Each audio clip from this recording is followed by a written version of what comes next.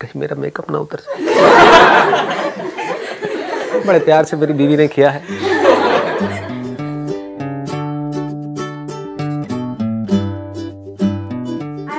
कि how to maintain the emotional stability, that is a big issue.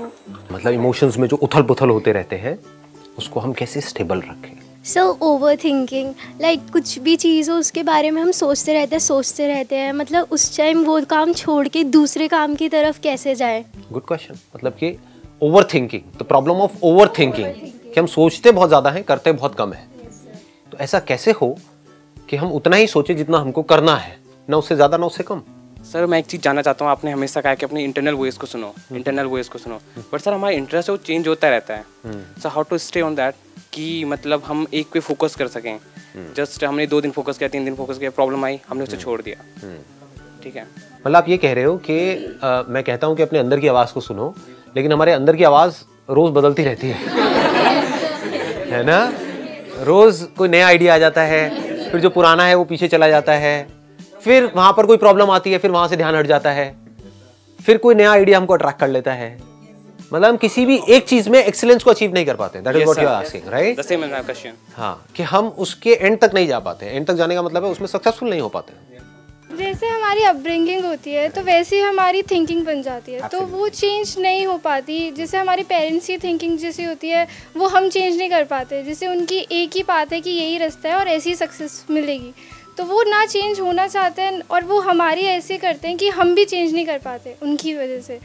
तो हमारी thinking एक ही रास्ते पे चलती है कि अब यही चीज़ है और ऐसे ही होगा, तो एक पर्टिकुलर माइंडसेट बन जाता है हमारा, तो वो चेंज नहीं हो पाता है। आप क्वेश्चन ये पूछ रहे हो कि किस तरह से हम अपनी थिंकिंग को उससे अलग करें, क्योंकि उस थिंकिंग का हमको कुछ बेनिफिट नज़र नहीं आ रहा है। क्योंकि हम उनकी लाइफ को ध्यान से अगर ऑब्जर्व करेंगे तो हमको उनकी लाइफ में कुछ बहुत मज़ेदार नहीं नज़र आ रहा है।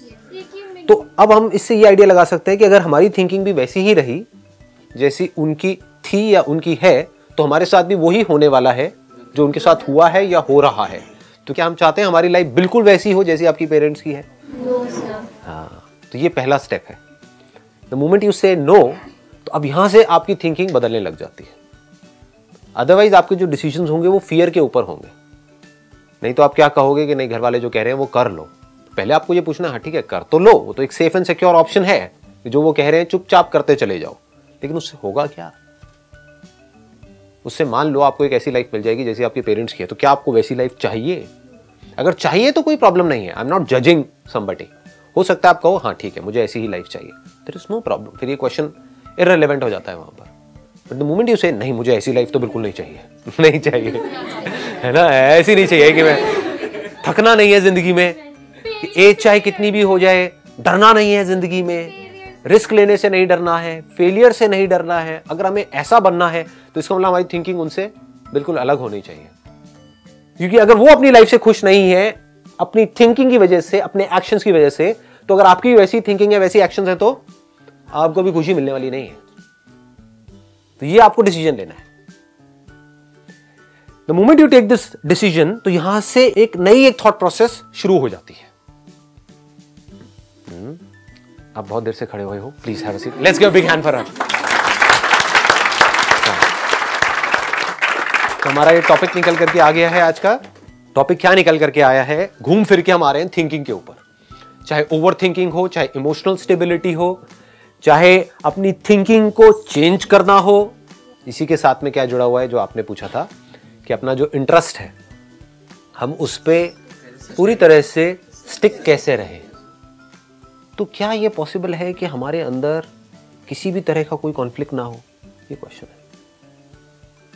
समझ गए ना? अगर इन चारों क्वेश्चंस को जोड़ दिया जाए क्या निकल करके आ रहा है कि हमारे अंदर किसी तरह का कोई कॉन्फ्लिक्ट ना हो, हमारे अंदर किसी तरह का कोई कंफ्यूजन ना हो, हमारे अंदर किसी तरह का कोई डर ना हो। पॉसिबल है या नहीं है? नहीं है? It starts from this, you know? ये आपको अपने आप से पूछना है। मैं आपको नहीं बताऊंगा कि मेरे लिए पॉसिबल है या नहीं है। वो आप मेरी आंखों में देख सकते हो। बाहर से आपको बहुत कुछ मिल जाए लेकिन अंदर कंफ्यूजन ही कंफ्यूजन हो, डर ही डर हो, अनलिमिटेड डिजायर्स हो। यही तो प्रॉब्लम है ना? अनलिमिटेड डिजायर्स, जिसकी वजह से रोज हमारा इंटरेस्ट चेंज हो रहा है। इन सब बातों को ध्यान से सुनना जो मैं बोल रहा हूं, और अपने अंदर देखते चले जाना। This is real learning. Books पढ़ना नहीं, मेरी बातों को सुन करके अपने अंदर फीड करना नहीं। आप लोगों के माइंड में कई बार आता होगा कि क्या कोई ऐसा तरीका है कि मेरी बातें जब आपको जरूरत पड़ती है तो वो बातें याद रहें। आता है कभी किसी के माइंड में कि जब सुनते हैं तब तो सब कुछ बड़ा सही हो जाता है, लेकिन कुछ दिन बाद जब वापस से अपनी लाइफ में जाते हैं, जब उस सिचुएशन में जाकर के हम फंसते हैं तो सब भूल जाते हैं। तो याद रखना सोल्यूशन नहीं है। सोल्यूशन क्या है? अगर आपको याद रह भी गया तो क्या होगा, उस टाइम पे हो कुछ और रहा होगा, आप अपने अंदर ही अंदर कुछ और बोल रहे होगे, नहीं आसान है, आसान है, आसान है।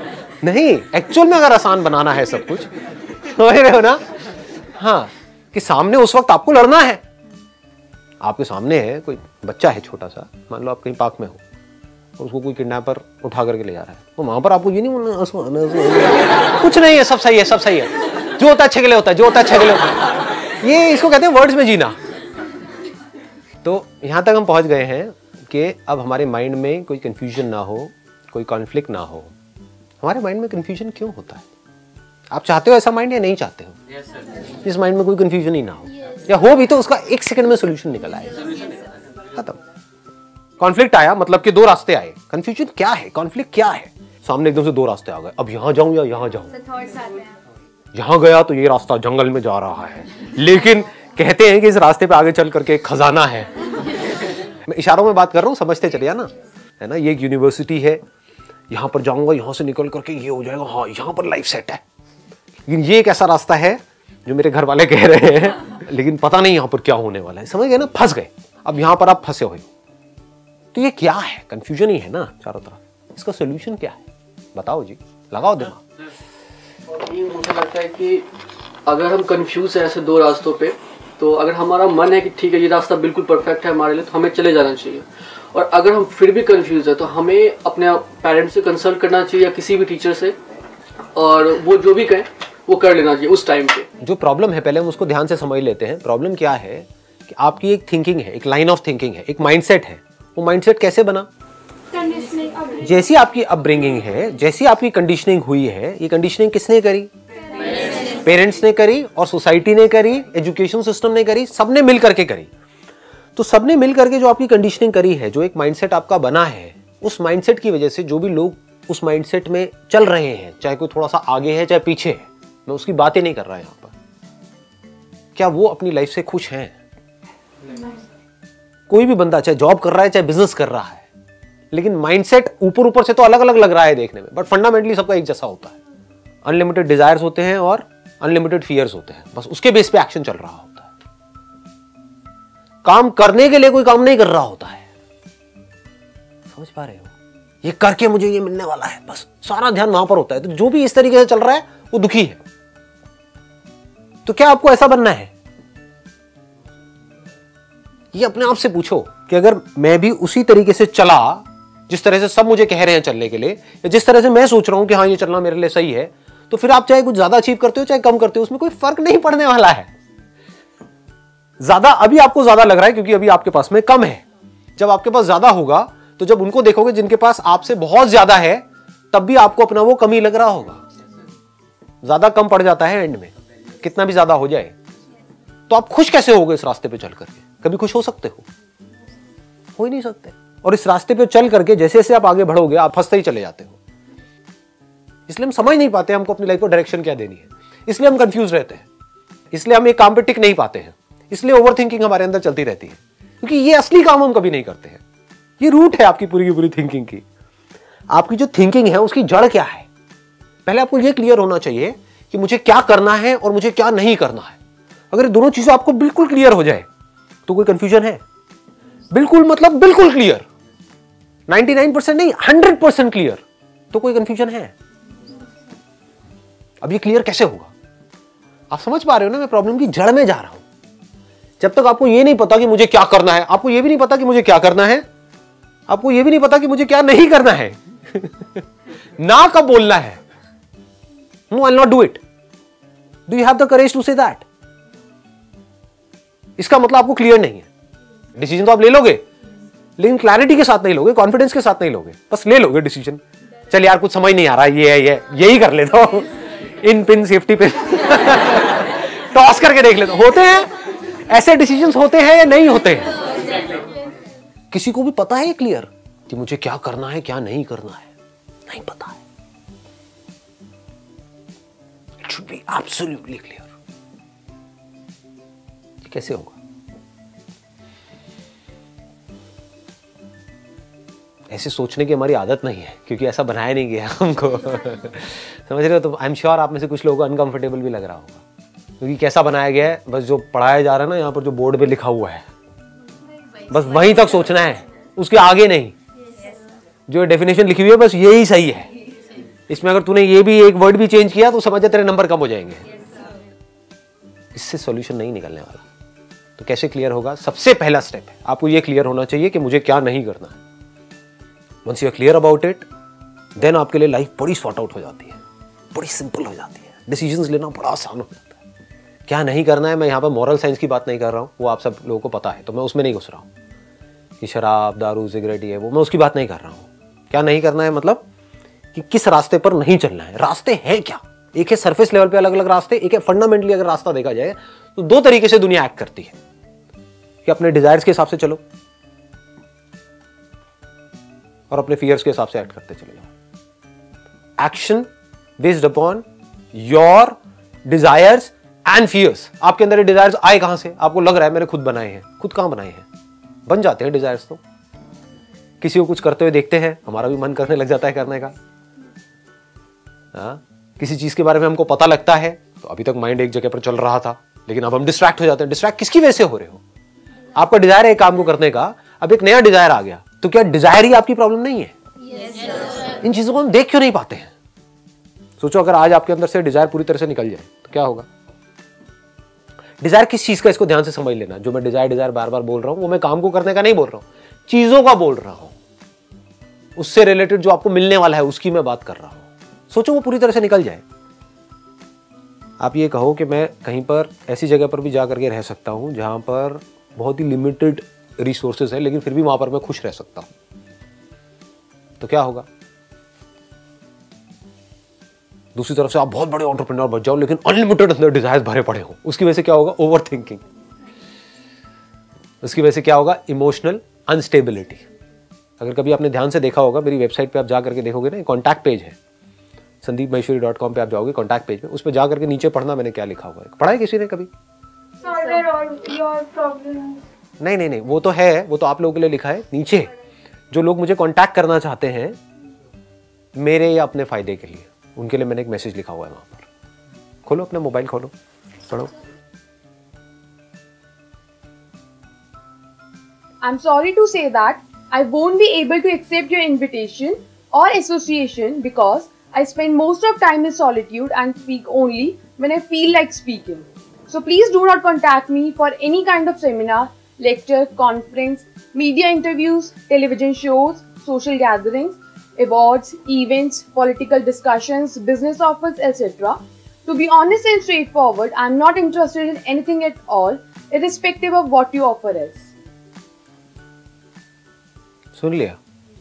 इसके बाद भी अगर कोई कांटेक्ट करेगा तो महा बेशरम होगा कि आपका ये कर देंगे, वो कर देंगे। चाहिए नहीं, नॉट इंटरेस्टेड। देखो कितना अच्छा है ना नो वर्ड। नो वर्ड बड़ा कमाल का है।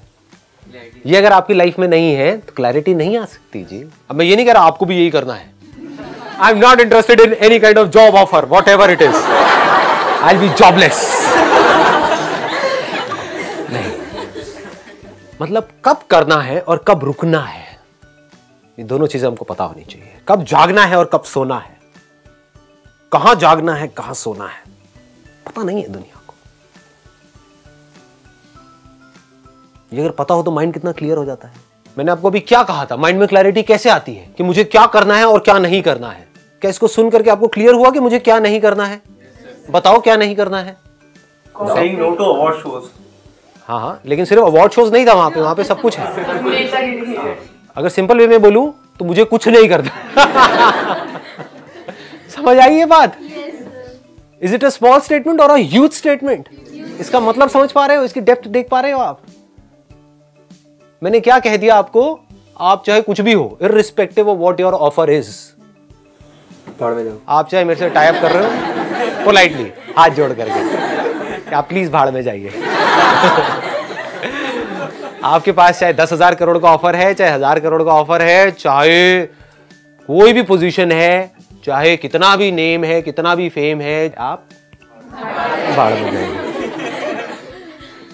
Not interested. मतलब मैंने क्या कह दिया, मैं किसी भी चीज में इंटरेस्टेड नहीं हूं। चीज, मैंने ये नहीं कहा यहां पर कि मैं किसी काम में इंटरेस्टेड नहीं हूं, काम तो कर ही रहा हूं, निठल्ला थोड़ी बैठा। इससे क्या क्लियर हुआ, मुझे क्या नहीं करना है, मुझे नेम फेम मनी के लिए कुछ नहीं करना है। ऐसे आपको क्लियर होना चाहिए कि मुझे क्या नहीं करना है। क्या नहीं करना है, अपने डिजायर्स और फियर्स के अंदर नहीं उलझे रहना है। अगर आपके अंदर कोई भी डिजायर है किसी भी तरह का, किसी भी चीज का, तो आप समझ जाओ कि आपकी डोर आपके हाथ में नहीं है, किसी और के हाथ में है। आप एक गरीब घर से हो और आपके अंदर है, या एक मिडिल क्लास बैकग्राउंड से और आपके अंदर है कि मेरे को ना बढ़िया से बढ़िया गाड़ियों में घूमना है, और आपके किसी दोस्त को समझ आ गया कि इसको शौक है इस गाड़ी में घूमने का, इस बंदे को, और मैं घुमा रहा हूं इसको, यह है क्या, 2 कौड़ी का है नहीं। तो अब अगर वो आपको कहेगा कि चल मेरे साथ में वहां पार्टी में चलना है तेरे को, आप मना करोगे? फिर आपको कहेगा आपको ये ड्रग्स लेनी पड़ेंगी, मना करोगे? क्या बोलोगे कि नहीं मेरे पापा मम्मी मना करते हैं, अरे छोड़ना, क्या बच्चों ऐसी बातें कर रहा है, बेवकूफ है क्या, लगा ले, थोड़े से में कुछ नहीं होता है। ये चीजें छोटे लेवल पे भी होती है, बड़े लेवल पे भी होती है। आप एक बहुत बड़े सेलिब्रिटी बन गए, अब अगर आपके अंदर डिजायर्स हैं कि मुझे अब ये करना है, ये करना है, वो करना है, इस बैनर के अंदर भी आना है, ये भी, वो भी, वो भी, तो अब उस बैनर का जो बंदा हेड है वो आपको नचाएगा, आप उसकी कठपुतली बन गए। तेरे को मेरी इस पार्टी में आना पड़ेगा, जो मैं कह रहा हूं वो करना पड़ेगा, सुबह इतने बजे तक रुकना पड़ेगा, यहां जाना पड़ेगा, वहां आना पड़ेगा, ये करना पड़ेगा। क्या हो, गुलाम बन गए? You'll be a slave। आप किसके गुलाम हो? आपको लग रहा है आप उसके हो, नहीं, आप अपने ही डिजायर्स के गुलाम हो। पहले मेरे पास में बाइक थी, अब मेरे पास में छोटी गाड़ी आ गई, बस अब एक बड़ी गाड़ी और लेनी है ना, बस यहां पर इतना इतना और हो जाए, तो उसके लिए मुझे एक प्रमोशन और चाहिए, और अगर मुझे इस जॉब से निकाल दिया तो क्या होगा? यही जी रहे हो, पूरी दुनिया ऐसे ही जी रही है, खच्चरों की तरह। खच्चर का मतलब क्या है? खच्चर का मतलब वो नहीं है जो गरीब है। ऐसे बहुत लोग हैं जिनको मैं जानता हूं, जिनकी मैं बहुत रिस्पेक्ट करता हूं, जो जिनके पास में कुछ भी नहीं है, आप कह सकते हो फकीर है, उनके पास में घंटों बैठा रह सकता हूं, मजा आता है बैठने। और दूसरी तरफ से ऐसे हैं जो करोड़पति हैं, अरबपति हैं, मिलता हूं तो कुछ नहीं है, खोखले हैं अंदर से, आपके सो कॉल्ड बिलियनियर्स। बाहर से अपना एक ऐसा फेस दिखाते हैं पूरी दुनिया को कि अपनी ऐसी इमेज बना करके रखते हैं। बनना है तो ऐसे बनो, आपकी कोई इमेज ही नहीं है। फकीर का कोई क्या उखाड़ेगा? जो ऑलरेडी जमीन पे उसको कोई क्या गिराएगा? चढ़ो ही मत अपने माइंड में। माइंड में चढ़ने का मतलब क्या है? Unlimited desires. तो माइंड में चढ़े हुए हो, अब बंधे हुए हो अपने डिजायर्स और फियर्स से। इससे ऊपर उठना है। अब आता है दूसरा क्वेश्चन कि क्या करना है? उस काम पे फोकस करना है, वो काम करना है what I love doing. Then the driving force in your life will not be desire and fear, it's going to be love. आपने प्यार के बारे में पढ़ा बहुत कुछ होगा, बट प्यार को फील किया है? जैसे कुछ मूवमेंट्स होंगे आपकी लाइफ में अपनी मां के साथ में, मां का और एक बच्चे का रिलेशन होता ही ऐसा है। फील किया है? उसको प्यार बोलते हैं। क्या जो आप काम कर रहे हो अपनी लाइफ में उसमें आपको इतना प्यार है जितना आपको अपनी मां से है? अब आप कहोगे ये काम मेरे को मिलेगा कैसे? अरे क्यों नहीं मिलेगा? The moment you are absolutely clear कि मुझे क्या नहीं करना है, मुझे खच्चरों की रेस में शामिल नहीं होना है, तो अब आपको सिर्फ ये फिगर आउट करना है कि what is it that I love doing, जो मुझे अभी नहीं पता क्या है बट मुझे फिगर आउट करना है। यही तो खेल का मजा है। अगर आपको बिल्कुल क्लियर हो तो फिर तो वो स्ट्रक्चर हो गया ना। फिर उसमें खेल क्या है, फिर डिस्कवरी क्या है? और जहां पर डिस्कवरी नहीं है, जहां पर कुछ अनसर्टेनिटी नहीं है, वो खेल नहीं है। आपको पहले ही पता है कि मतलब एक मैच हो चुका है, उसको बार बार देखे जा रहे हो प्ले करके, मजा आएगा। मूवी बन गई है, उसको बार बार देखे जा रहे हो, ये पहली बार देखने में मजा है। तो पहली बार मूवी को देखने का मतलब क्या है? सस्पेंस है। अब what you need from me is a guarantee कि मुझे कोई ऐसा तरीका बता दो कि मुझे अभी समझ आ जाए कि मुझे क्या करना है, और मेरा माइंड वहां से हिले ही ना, और मैं बस वही करूं और मैं सक्सेसफुल हो जाऊं, मेरे माइंड में और कोई थॉट्स ही ना आए। ऐसा नहीं होता है। हाँ, ख्याली दुनिया से बाहर आ जाओ, मुझे पता है आप लोगों के माइंड में क्या चल रहा है। ऐसा नहीं होता है। फिर वो खेल नहीं है, कोई रास्ता नहीं है, कोई पैटर्न नहीं है, कोई मैप नहीं है। इसीलिए मजा है, एक थ्रिल है लाइफ कि आपका क्या इंटरेस्ट है, क्या पैशन है, what is it that you love doing. आपको नहीं पता है, मुझे भी नहीं पता है, आपके घर वालों को भी नहीं पता है, फिगर आउट करना है। I need to find out. If you reach a particular place जहां पर आपको जो पैशन है, the deepest passion of your life is your profession, तो क्या होगा, धीरे धीरे उसमें आपको सक्सेस मिलनी ही मिलनी है। तो आपके पास इतना पैसा आ जाएगा कि अब आपको पैसे की टेंशन नहीं है। फिर उस पैसे को आप यूज करोगे अपने पैशन को और पैशनेटली करने के लिए, क्योंकि चीजों के तो डिजायर है ही नहीं, फियर पूरी तरह से निकल चुका है।